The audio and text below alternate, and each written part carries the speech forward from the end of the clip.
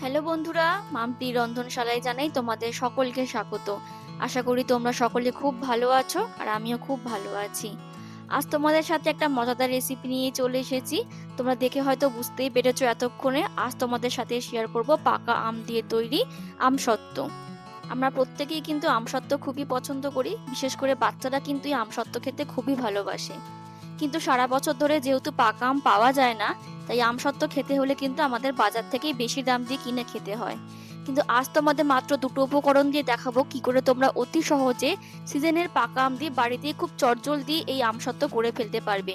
আর সব থেকে সুবিধা হলো, তোমরা যদি বাড়িতে এই রকম পাকা আম দিয়ে একটু বেশি করে আমসত্ত্ব করে রেখে দাও, তোমরা কিন্তু সারা বছর এটাকে স্টোর করে অল্প অল্প করে খেতে পারবে। এতে বাড়ির বাচ্চারা তো খুশি হবেই, আর বড়রাও কিন্তু খেতে বেশ মজা পাবে। তাহলে বন্ধুরা, ভিডিওটা স্কিপ না করে পুরো ভিডিওটা তোমাদের কাছে দেখার অনুরোধ রাখলাম।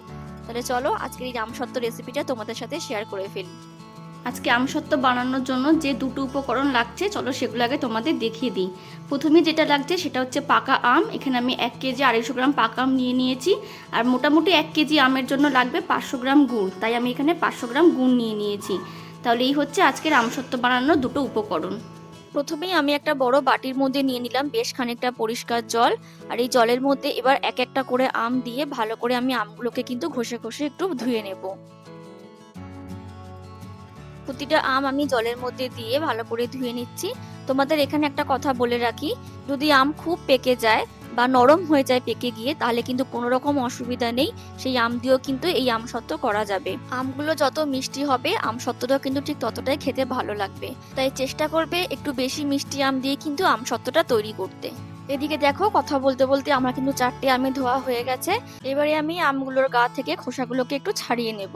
তবে তোমরা খোসা এইভাবে না ছাড়িয়ে খোসা সমেত কিন্তু প্রথমে কেটে নিতে পারো। তারপর যেভাবে আমরা আম খাই সেভাবে খোসা সমেত কেটে নিয়ে চামচের সাহায্যে আমের পাল্পগুলোকে বা আমের শাঁসগুলোকে কিন্তু বের করে নিতে হবে। আম বেশি পেকে নরম হয়ে গেলে এইভাবে কিন্তু খোসা ছাড়ানোটা একটু কঠিন হয়ে যায়। সেক্ষেত্রে তোমরা তোমাদের সুবিধা মতো আমের পাল্পটাকে একটু বের করে নিও। এইদিকে দেখো, আমি কিন্তু একটা আমের খোসা ছাড়িয়ে নিয়েছি। এইভাবে বাকি 3টা আমেরও খোসা ছাড়িয়ে নিয়ে ফিরে আসছি। ফিরে এলাম সামান্য কিছুক্ষণ পর, আর দেখতেই পাচ্ছ আমি কিন্তু প্রতিটা আমেরই গা থেকে পরিষ্কার করে খোসাগুলোকে ছাড়িয়ে নিয়েছি। এবার আমি আমগুলো থেকে পাল্প বের করে নেব। তার জন্য আমি একটা বড় বাটি নিয়ে নিলাম। এবার আমি ছুরির সাহায্যে আমের আঁটি থেকে বা আমের গা থেকে এই পাল্পগুলোকে বের করে নেব। তোমরা চাইলে কিন্তু এটা বটির সাহায্য করতে পারো। বটি দিয়ে আমের পাল্পগুলোকে ছোট ছোট করে টুকরো করেও কেটে নিতে পারো। আর তাছাড়াও ছুরি বটি যদি কোনোটা ইউজ করতে না চাও, তাহলে কিন্তু যেহেতু এটা পাকা আম, তাই তোমরা কিন্তু হাত দিয়েও ভালো করে চটকে নিতে পারো। ভালো করে একটু চটকালেই দেখবে খুব সহজে দেখবে আটিটা বেরিয়ে আসছে আর শাঁসগুলো আলাদা হয়ে গেছে। যার যেটাতে সুবিধা সে সেভাবেই করে নিও। ঠিক একই রকম ভাবে পরের আমটা থেকেও আমি আমের পাল্প বা আমের শাঁসটাকে বের করে নেব। আর এইদিকে দেখো, ছুরি দিয়ে আমি খুব ভালোভাবে কিন্তু আটি থেকে আমের সমস্ত শাঁসটাকে নিয়ে নিয়েছি। আটিটা কিন্তু একদম সাদা হয়ে গেছে। তাহলে বন্ধুরা, আমি বাকি দুটোর আমের থেকেও পাল্প বার করে নিয়ে আবার ফিরে আসছি। ফিরে এলাম বেশ কিছুক্ষণ পর। আমি সমস্ত আম থেকে আমের শাঁসটাকে বার করে নিয়েছি। আর বন্ধুরা, আশা করি তোমরা বুঝতেই পেরেছো আমের পাল্প বা আমের শাঁসটা কি করে বের করে নিতে হবে। আর এই হচ্ছে আমের 4টে আটি। তোমরা দেখে নিশ্চয়ই বুঝতে পারছো আমি কিন্তু শাঁসগুলোকে খুব ভালোভাবে কিন্তু বের করে নিয়েছি। এবার আমি আমের একটা মিহি পেস্ট তৈরি করে নেব। তার জন্য নিলাম একটা মিক্সিং জার, আর এই জারের মধ্যে দিয়ে দেবো আমের পাল্পগুলোকে। তোমাদের আমের পরিমাণ অনুযায়ী একবারে বা দুবার এটাকে পেস্ট করে নিতে পারো। যেহেতু আমের পরিমাণটা আমার এখানে একটু বেশি, তাই আমার কিন্তু এখানে একবারে হবে না। তাই প্রথমে আমি যতটা ধরে ততটা দিয়ে আমি একটা মিহি পেস্ট তৈরি করব। তারপর আবার সেকেন্ড বারে বাকিটা করে নেব। এখানে একটা কথা বলে রাখি, আমের এই পেস্টটা কিন্তু একদম মিহি করে করতে হবে, যাতে না কোনো গোটা গোটা থাকে। তাছাড়া তোমরা ভালো করে হাত দিয়েও কিন্তু চটকে নিতে পারো আমের এই শাঁসটাকে। তবে আমি বলবো হাত দিয়ে না চটকে মিক্সিতে একটু পেস্ট করে নিতে পারো, সেটা কিন্তু আরো বেশি ভালো হবে। মিক্সিতে পেস্ট করার ফলে আমের মধ্যে কোনো গোটা থাকবে না। আর তাছাড়াও দেখবে আমের মধ্যে পাতলা পাতলা সুতোর মতো যে জিনিসটা থাকে সেটাও কিন্তু একেবারে মিশে যাবে। আর এই পেস্টটা একেবারে স্মুথ তৈরি হবে। আর যদি তোমরা হাত দিয়ে চটকে নাও, তাহলে কিন্তু সেটা বড় ছাঁকনির মধ্যে দিয়ে ভালো করে চেকে নিতে হবে। সেটা অনেকটা সময় সাপেক্ষ, তাই আমার মনে হয় পেস্ট করে নেওয়াটাই বেটার। আর এইদিকে দেখো, কথা বলতে বলতে আমার কিন্তু আমের পেস্টটা পুরোপুরি তৈরি হয়ে গেছে। তোমরা দেখে নিয়েছো আমি কিন্তু এটা দুবারে পেস্ট করে নিয়েছি। আর পেস্টটা দেখিয়ে বুঝতে পারছো একদম কিন্তু মিহি হয়েছে। এরপর আমি একটা পরিষ্কার প্লাস্টিক নিয়ে নিয়েছি। আর যেহেতু আমার এখানে এই গুড়গুলো অনেকটা বড় বড়, তাই জন্য আমি এটাকে একটু সুবিধার জন্য ভেঙে ছোট ছোট করে নেব, এতে খুব তাড়াতাড়ি গুড়গুলো কিন্তু গলে যাবে। এইভাবে দিলেও গলবে, তবে সেটা সময় লাগবে। তাই আমি এই প্লাস্টিকের ভেতরে সমস্ত গুড়গুলো ঢুকিয়ে নিয়ে প্লাস্টিকের ওপর দিয়ে সাঁড়াশি দিয়ে ঠুকে ঠুকে গুড়গুলোকে একটু গুঁড়ো গুঁড়ো করে নেব বা ছোট ছোট টুকরো করে নেব। যে কোনো ভারী জিনিস দিয়ে ঠুকলে দেখবে খুব সহজে গুড়গুলো ছোট ছোট হয়ে যাচ্ছে। আমার হাতের কাছে সাঁড়াশিটা ছিল, তাই সাঁড়াশি দিয়ে আমি এই কাজটা করে নিচ্ছি। খুব ভালো করে সমস্ত গুড়টাকে আমি একটু গুঁড়ো করে নিয়েছি। আর এই দেখো আমি একটা বাটির মধ্যে সমস্ত গুড়গুলোকে ঢেলে নিলাম। এইভাবে যদি একটু ছোট ছোট পিস করে নাও তাহলে খুব তাড়াতাড়ি কিন্তু এগুলো গলে যাবে। এবার আমি ওভেনের মধ্যে একটা কড়াই বসিয়ে দিয়েছি। এবার প্রথমেই আমাদের যেটা করতে হবে সেটা হচ্ছে গুড়টাকে ভালো করে গলিয়ে নিতে হবে। তার জন্য আমি একদম সামান্য একটুখানি জল দিয়ে দিলাম কড়াতে, তোমরা নিশ্চয় জলের পরিমাণটা দেখে বুঝতেই পারছো। তারপর এর মধ্যে দিয়ে দেবো গুঁড়ো করে রাখা সমস্ত গুড়টা। এখানে আমাদের কিছু দেওয়ার দরকার নেই, শুধু এটাকে একটু ঘন ঘন নাড়িয়ে যেতে হবে। দেখবে আস্তে আস্তে গুড়টা কিন্তু গলে যেতে শুরু করে দিয়েছে। ফিরে এলাম কিছুক্ষণ পর, আর দেখো গুড়টা কিন্তু গলা শুরু করে দিয়েছে অলরেডি। এটাকে আরো কিছুক্ষণ এইভাবে একটু নাড়িয়ে চাড়িয়ে নেব যাতে পুরোপুরি একদম লিকুইড হয়ে যায়। আমি আরো 5-7 মিনিট সময় নিয়ে ভালো করে গুড়টাকে জাল দিয়ে দিয়েছি। আর দেখে বোঝাই যাচ্ছে 80% কিন্তু ভালো মতো এটা গলে গেছে। নিচে কয়েক টুকরো পড়ে রয়েছে, সেটাকে আমি ঠিক এইভাবে গলিয়ে নেব।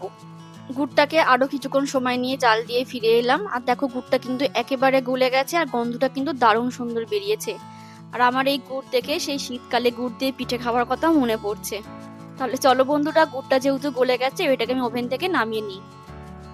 এবার যেটা আমাদের অবশ্যই করতে হবে সেটা হচ্ছে এরকম একটা বড় বাটি নিয়ে নিয়েছি আর একটা ছাঁকনি নিয়ে নিয়েছি। এবার হাতা দিয়ে আমি অল্প অল্প করে গুড়টাই ছাঁকনির মধ্যে দিয়ে একটু ছেঁকে নেব। যেহেতু গুড় মিষ্টি জাতীয় খাবার, তাই গুড়ের মধ্যে কিন্তু অনেক সময় পিঁপড়ে থাকে। এছাড়াও অনেক ময়লা কিন্তু গুড়ের মধ্যে থাকে, যেটা কিন্তু খালি চোখে দেখা যায় না। যেমন ধরো বালি, আর তোমরা দেখে বুঝতেই পারছো ছাঁকনির মধ্যে দেখো প্রথমে কিন্তু এটা কাঠির টুকরো পড়েছে। তাই আমরা যদি এইভাবে না ছেঁকে নিতাম তাহলে কিন্তু এটা সমিতি কিন্তু আমরা খাবারটা তৈরি করে ফেলতাম। তাই এইভাবে একটু গুড়টা গলিয়ে নেবার পর ছেঁকে নিতে হবে, সেটা অনেকটা স্বাস্থ্যসম্মতও হয়। ছেঁকে নেওয়ার পর দেখো আমি একদম ফ্রেশ গুড়টা পেয়ে গেছি। এবার এটা দিয়েই আমি আমসত্ত্বটা তৈরি করে ফেলবো। এবার যে পাত্রের মধ্যে বা কড়ার মধ্যে আম আর গুড়টাকে আমি পাক দেব, সেই কড়াইটা আমি নিয়ে নিয়েছি। আর এই কড়ার মধ্যে আমি সমস্ত আমের যে শাঁসটা আমি বের করে রেখেছিলাম সমস্তটা ঢেলে দিলাম। এরপর আমি হাতায় করে করে এক হাতা করে গুড় এর মধ্যে দিতে থাকবো আর অন্য হাত দিয়ে এটাকে নাড়াতে থাকবো। পুরো গুড়টা এইভাবে আমি অল্প অল্প করে আমের মধ্যে দিয়ে দেবো আর এইভাবে ঠিক নাড়তে থাকবো। তাহলে বন্ধুরা, আশা করি তোমাদের এত অবধি বুঝতে কোনো রকম অসুবিধা হয়নি। 3-4 হাতা গুড় আমি আমের মধ্যে দিয়ে দেওয়ার পর এবার সমস্তটা ঢেলে দিলাম আমি আমের মধ্যে। এরপর কড়াইটা ওভেনে বসানোর আগেই এখানেই কিন্তু খুব ভালো করে পাক দিয়ে নিতে হবে, যতক্ষণ এটা পুরোপুরি একটা স্মুথ মিশ্রণ তৈরি হয়ে যাচ্ছে। এটা কিন্তু একটু সময় সাপেক্ষ, একটু সময় নিয়ে কিন্তু পাক দিতে হবে। তবে তোমাদের আমি এখানে একটা ট্রিক্স বলে দিচ্ছি, যদি তোমাদের হাত দিয়ে পাক দিতে কোনো রকম অসুবিধা হয় তাহলে গুড়টার সাথে সমস্ত আমটা মিশিয়ে নিয়ে তোমরা কিন্তু মিক্সিতেও একবার ঘুরিয়ে নিতে পারো, তাতেও কিন্তু হবে। আর এইদিকে দেখো আমি কিন্তু অনেকক্ষণ ধরে পাক দিয়ে এটাকে একদম স্মুথ মিশ্রণ তৈরি করে নিয়েছি। থিকনেসটাও তোমরা নিশ্চয়ই দেখে বুঝতে পারছো কি সুন্দর কিন্তু ক্রিমের মতো একটা তৈরি হয়েছে, দেখতেও বেশ সুন্দর লাগছে। এবার আমি ওভেনটা অন করে দিয়ে ওভেনের মধ্যে কড়াইটা বসিয়ে দিলাম। এখানে আমাদের কিন্তু আর কিচ্ছু দেওয়ার নেই, বলেইছিলাম মাত্র দুটো উপকরণ দিয়ে আজকের এই আমসত্ত্ব তৈরি হবে। এবার শুধু এটা কয়েক সেকেন্ড অন্তর অন্তর একটু ঘন ঘন নাড়তে হবে। এটাও কিন্তু একটু সময় সাপেক্ষ ব্যাপার, একটু যত সময় নিয়ে এটাকে ভালো করে আমার গুড়টাকে পাক দিতে পারবে আমসত্ত্ব কিন্তু ততটাই বেশি খেতে ভালো লাগবে।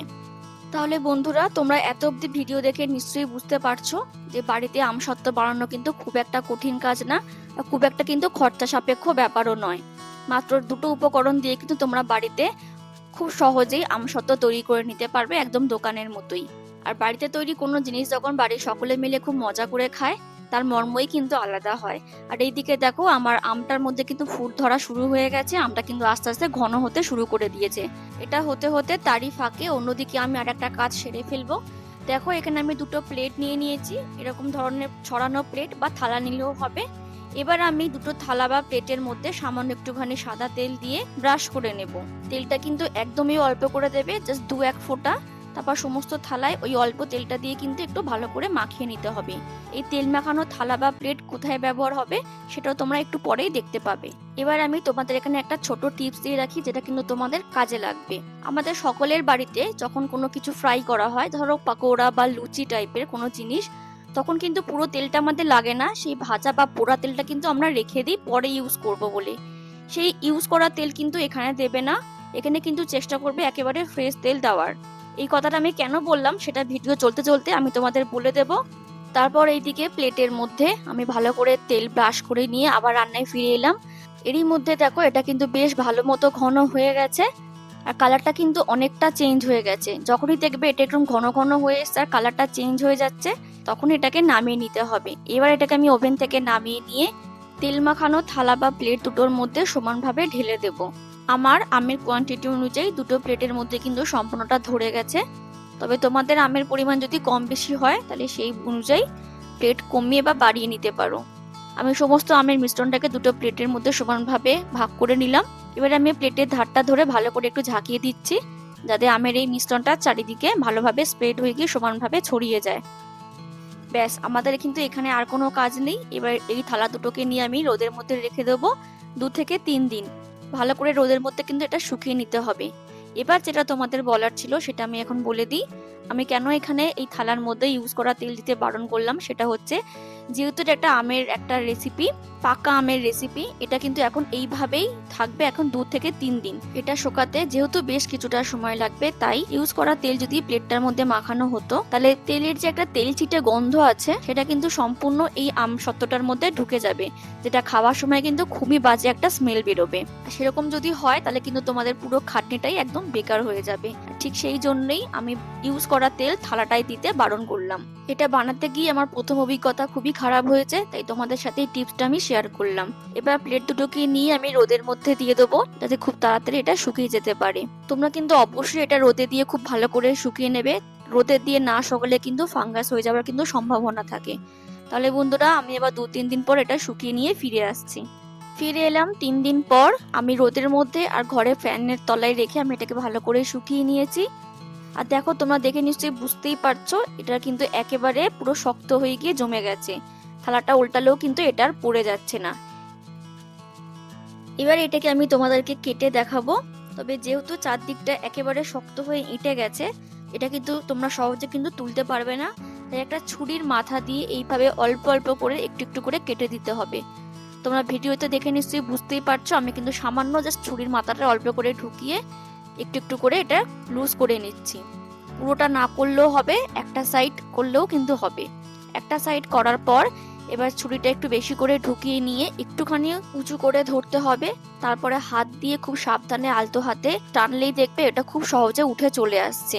তোমরা দেখে নিশ্চয়ই বুঝতেই পারছো কত সুন্দরভাবে থালা থেকে কিন্তু উঠে গেল, একটু কিন্তু থালার মধ্যে লেগে নেই। আর দেখো নিচটা কতটা মসৃণ হয়েছে। তাহলে তোমরা বন্ধুরা দেখতেই পেলে, বাড়িতেও কিন্তু খুব সহজভাবে সহজ উপায়ে অল্প উপকরণ দিয়ে আমসত্ত্ব তৈরি করে ফেলা যায়। আর দেখো আমসত্ত্বটা দেখতেও কিন্তু বেশ সুন্দর হয়েছে। এবার আমি আমসত্ত্বটাকে ছোট ছোট পিস করে একটু কেটে নেব। তার জন্য আমি নিয়ে নিয়েছি একটা ছুরি। এবার দেখো আমি লম্বা লম্বি করে আমসত্ত্বটাকে কেটে নিচ্ছি। আর যখন আমসত্ত্বটা কাটবে তখন এক হাত দিয়ে কিন্তু ওপরটা এইভাবে একটু ধরে রাখতে হবে চেপে, কারণ আমসত্ত্ব যেহেতু একটু চিটচিটে খাবার, তাই কাটার সময় কিন্তু এটা ছুরির সাথে উঠে উঠে চলে আসে। তাই এক হাত দিয়ে চেপে রেখে অন্য হাত দিয়ে কিন্তু এটা কেটে নিতে হবে। আমি লম্বা লম্বি করে 4 টুকরো করে কেটে নিয়েছি। এবার এক টুকরো তোমাদের আমি তুলে নিয়ে দেখিয়ে দিচ্ছি। আর দেখো এটা কত সুন্দর লাগছে দেখতে। দেখে কি মনে হচ্ছে এটা বাড়িতে বানানো আমসত্ত্ব? আর যেহেতু বাড়িতে বানানো তাই আমি একটু মোটা করেই বানিয়েছি, তবে তোমরা এটা তোমাদের ইচ্ছে মতো বানিয়ে নিতে পারো। এবার প্রতিটা টুকরোকে আমি এরকম রোলিং করে গুটিয়ে নিয়ে প্লেটের মধ্যে সাজিয়ে নিচ্ছি। ঠিক একই রকম ভাবে বাকি পিসগুলোকেও আমি গুটিয়ে নিয়ে রোলিং করে নিয়ে প্লেটের মধ্যে সাজিয়ে নেব। প্রথম প্লেটটা হয়ে গেলে দ্বিতীয় প্লেটটাকেও ঠিক একই রকম ভাবে প্রথমে হালকা হাতে একটু প্লেট থেকে ছাড়িয়ে নিয়ে পিস পিস করে কেটে নিয়ে রোলিং করে নিচ্ছি। তাহলে বন্ধুরা, আশা করি তোমাদের ভিডিওটা বুঝতে কোনো রকম অসুবিধা হয়নি। আমাদের আমসত্ত্ব কিন্তু একেবারে তৈরি হয়ে গেছে। আর এই দেখো আমার 2 প্লেটের আমসত্ত্ব আমি প্লেটের মধ্যে কিন্তু সাজিয়ে নিয়েছি। এবার এখান থেকে একটা আমসত্ত্ব নিয়ে আমি তোমাদের সামনে ছিঁড়ে দেখিয়ে দিচ্ছি। আর দেখো, দেখে কিন্তু তোমরা নিজেরা বুঝতে পারছো যেটা খেতে কতটা মজাদার হবে। একদম কিন্তু পারফেক্ট আমসত্ত্ব হয়েছে, দোকানের মতোই। তাহলে বন্ধুরা, তোমরা বুঝতেই পারলে যে আমসত্ত্ব বানানো কিন্তু খুব একটা ঝামেলার কাজ নয়। একটু চেষ্টা করলেই কিন্তু তোমরাও খুব সহজে বাড়িতে আমসত্ত্ব বানিয়ে নিতে পারবে। আমসত্ত্বগুলো বানিয়ে নেওয়ার পর এবার একটা কাঁচের বয়মের মধ্যে সেগুলোকে স্টোর করে রেখে দিতে পারো। আর কাঁচের বয়মে রাখার সুবিধার্থে এইভাবে ছোট ছোট পিস করেও রাখতে পারো, তাহলে খাওয়ার সময় শুধু কৌটোর ঢাকনা খুলে একটা করে বের করে নিয়ে শুধু মুখে পুরে দিতে হবে। খাওয়ার সময় তখন আর কোনো রকম কাটাকাটি ঝামেলা থাকবে না। তাহলে বন্ধুরা, আমার আজকের এই আমসত্ত্ব বানানোর রেসিপি বা পদ্ধতি তোমাদের কেমন লাগলো প্লিজ কমেন্ট করে জানিও। ভালো লাগলে একটা লাইক করে দিও। আর যেসব বন্ধুরা আমার চ্যানেলে নতুন ভিডিও দেখছো তারা আমার চ্যানেলটাকে সাবস্ক্রাইব করে নিয়ে আমার পাশে থেকো।